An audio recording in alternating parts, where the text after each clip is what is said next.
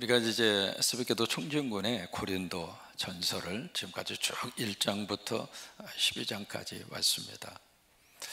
우리가 뭘 느끼게 되는가? 지상교회는 여러 가지 많은 문제들이 있구나.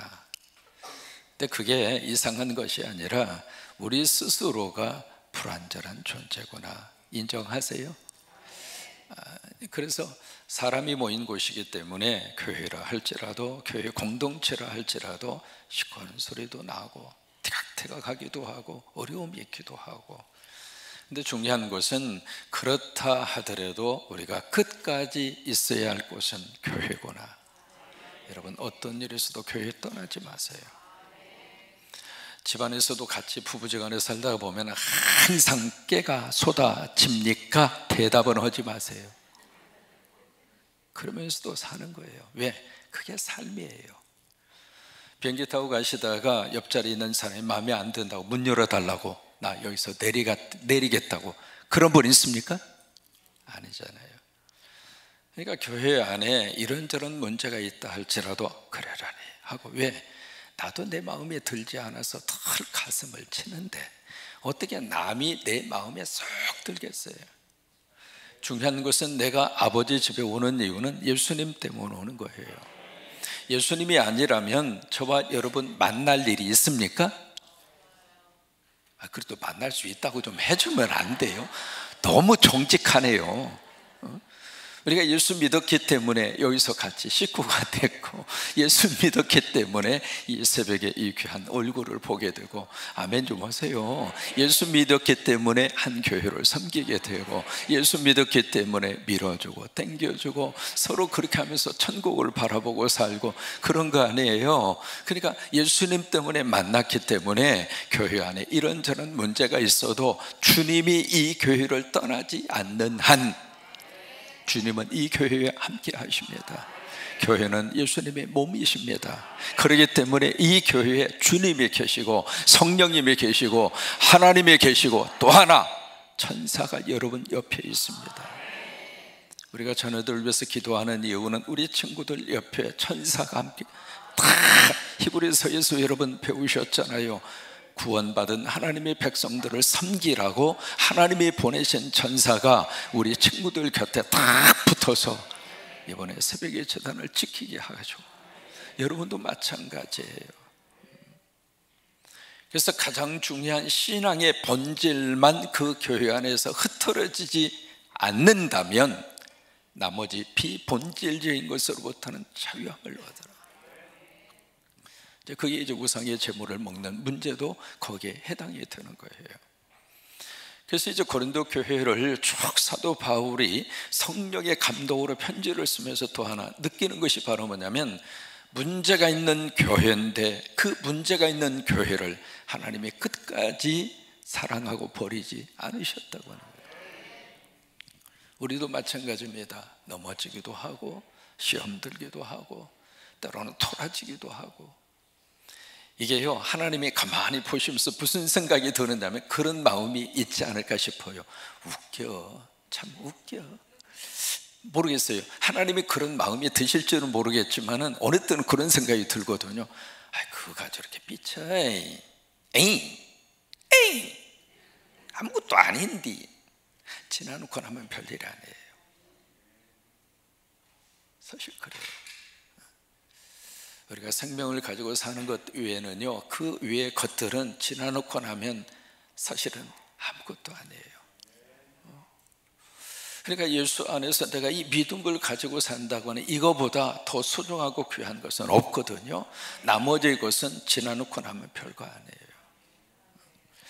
그런데 고린도 교회를 끝까지 주님이 품으세요. 그게 주님의 사랑입니다. 우리를 어디까지 품으시는가? 천국까지. 하나님이 우리를 천국까지 데리고 가실 때까지 우리 힘으로 가는 게 아니거든요.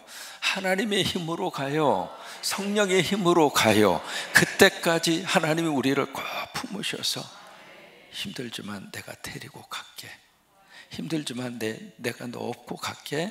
힘들지만 내가 네 손 잡고 갈게. 그게 하나님의 사랑이에요. 그래서 이 사랑장이라고 하는 장을 왜 고린도 교회에게 하나님이 허락을 하셨을까? 문제 많은 교회, 티격태격하는 교회, 교인들 사이에 애찬 문제 가지고, 그 성찬 문제 가지고 그냥 한쪽에서는 배불러서 죽겠고 한쪽에서는 배고파서 죽겠고, 그런 교회임에도 불구하고 그 교회에게 가장 귀한 사랑의 메시지를 퍼부어 주신 분이 하나님이시더라, 이 말이에요. 또 하나, 고린도전서 15장의 부활장이라고 하는 이 장, 딱 한 장을 할애해서 이것이 부활이란다. 왜 부활장을 고린도 교회에게 주셨을까? 부활을 안 믿어서 그래요. 부활을 안 믿어. 아니, 부활을 못 믿어. 그래서 우리가 교회당에서 무덤문 열리고 이 찬송을 하기 전에 무덤에 가서 하자, 이 말이에요. 죽은 자들이 계시는 그곳에서 정말로 부활이 있는지 없는지 우리가 예배 드리면서 우리가 다시 한번 물어보자, 이 말이에요. 나는 정말 부활을 믿는가?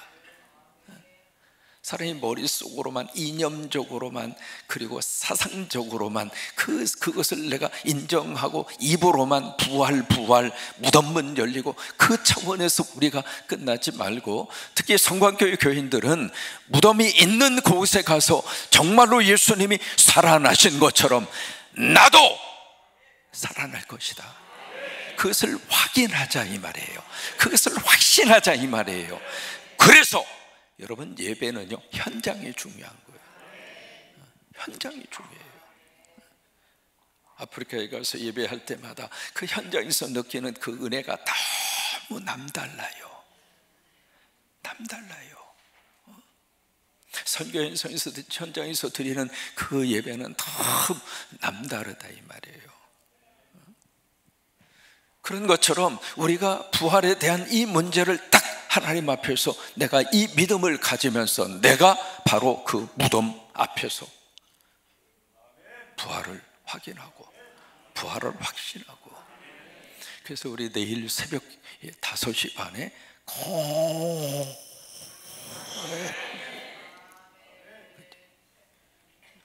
사실은 작년에 군산의 기독교 연합회에서 왔어요. 우리가 이렇게 연합으로 예배를 드리는데 어떻게 좀 협조를 해달라고. 물론 협조합니다. 그래서 한 가지 제안했어요. 우리 한국교회에 참 좋은 전통이 부활절 새벽 예배다. 그때는 연합을 해서 같이 운동장에서 막 그런 식으로, 여러분 그런 추억이 있으시죠? 그냥 새벽에 모일 데가 없으면 운동장에서라도 비가 오면 그 비를 맞으면서도 그렇게 부활절 새벽 예배, 이게 우리 한국교회의 전통이었어요. 언제부턴가 사라지더라, 이 말이에요. 그래서 감사하게도 우리 성광교회에게 하나님이 부활동산이라는 그 좋은 곳을 주셨다. 그래서 거기에 잔디로 해서 수백 명이 모여도 끄떡 없다. 모든 시스템은 우리 교회가 다 셋업을 해드리겠다. 그러니 군산 시내의 이 교인들하고 같이, 왜? 우리 교인들만 거기서 예배 드리는 게 조금 미안하기도 하고 죄송하기도 하고, 저는 그런 마음이 있었어요. 그래서 다 제공 다 할 터이니까 거기 와서 우리 군산 시내 기독교인들이 와서 같이 무덤에서 우리가 한번 부활절 새벽 예배를 드려보자.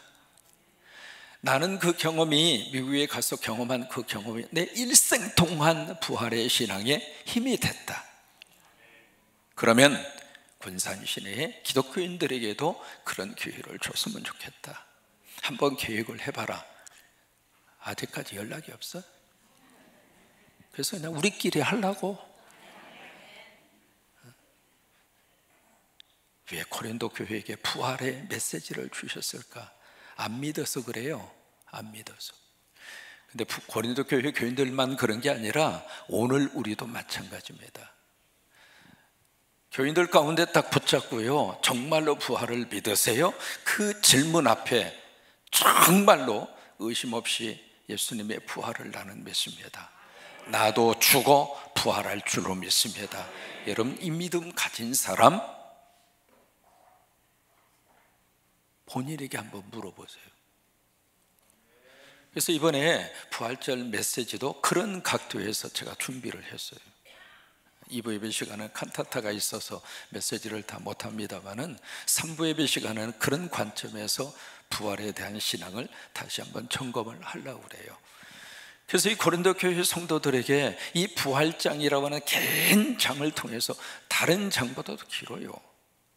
고린도전서 15장의 말씀이. 그래서 고린도 교회인들에게 부활 신앙을 주님이 그들에게 부어주신 거예요. 여러분, 이 35일 동안 같이 이 새벽의 재단에 외쳤던 구호가 있습니다. 성광, 그래요. 그 사랑의 구체적인 행동이 두 가지로 주님이 보여주세요. 첫째가 십자가입니다. I love you. How much? Yes, this much. 내가 너를 사랑한다. 정말요? 정말로 사랑해요? 그렇지. 내가 너 사랑해. 나를 어떻게 사랑하세요? 이렇게. 그리고 보여줄 것이 십자가라고 하는 거예요. 은혜 중에서 최고의 은혜가 십자가의 은혜입니다. 그래서 성령 받은 사람의 근거가 첫째로 그의 죽으심을 부끄러워 아니하시고 저주할 자라 아니하시고, 그게 바로 뭔 줄 알아요? 성령 받으면 십자가가 보여요. 그게 성령 받은 증거예요. 두 번째로 성령 받은 증거가 무엇인가? 예수가 주다. 예수가 주다. 예수라고 하는 한 인간이 아니라 하나님이시다. 하나님이신데 인간의 몸을 입으시고 이 땅에 오신 분이 예수다. 그게 믿어지는 게 성령 받은 증거예요. 그 다음에 은사 문제는 그 다음 문제입니다. 은사도 두 가지의 종류가 있습니다. 모든 사람들에게 주시는 은사가 있어요. 그 은사가 무엇인가? 구원입니다. 구원의 은사는 어떤 사람이든지 하나님이 다 주십니다. 아이들에게도 구원의 은사를 주시고, 처음 오신 분에게도 예수만 믿으면 성령께서 구원의 은사를 주시고, 구원의 은사를 못 받은 사람이 없습니다. 모든 사람이 구원의 은사를 받습니다. 그것은 하나님이 차별하지 않습니다. 두 번째로 누구는 받고 누구는 안 받는 은사가 있습니다. 그래서 오늘 여기에 본문의 말씀 가운데 9가지 은사가 나오는데, 그 은사가 복수로 나옵니다. 복수. 왜 그런 줄 알아요? 이 사람은 이 은사를 받을 수 있고 저 사람은 저 은사를 받을 수 있고, 사람마다 다 은사를 받는 모습이 다르다란 말이에요. 나는 이 은사가 있는데 저 사람에게는 저 은사가 없을 수 있고요, 저 사람에게는 저 은사가 있는데 나에게는 없을 수도 있고, 그렇다 이 말이에요. 이 은사는 각자마다 다 달라요. 그러니까 내가 받은 은사를 가지고 우쭐댈 필요도 없고, 내가 받은 은사를 가지고 저 사람과 비교할 필요도 없고. 왜? 하나님이 주신 대로 그 은사 가지고 열심히 하나님 섬기고, 그 은사 가지고 교회를 유익하게 하고, 그 은사를 가지고 내 아내를, 남편을 유익하게 하고, 그 은사를 가지고 내 자녀들을 잘 유익하게 하고, 내가 받은 은사를 가지고 교회를 유익하게 하고, 내가 받은 은사를 가지고 회사를 유익하게 하고, 직원들을 유익하게 하고, 그리고 직장을 유익하게 하고, 그게 성령 받고 은사 받은 사람의 모습이라 이 말이에요.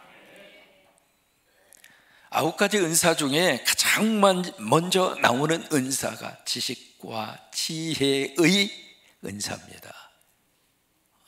그게 바로 뭔 줄 알아요? 말씀이에요. 말씀.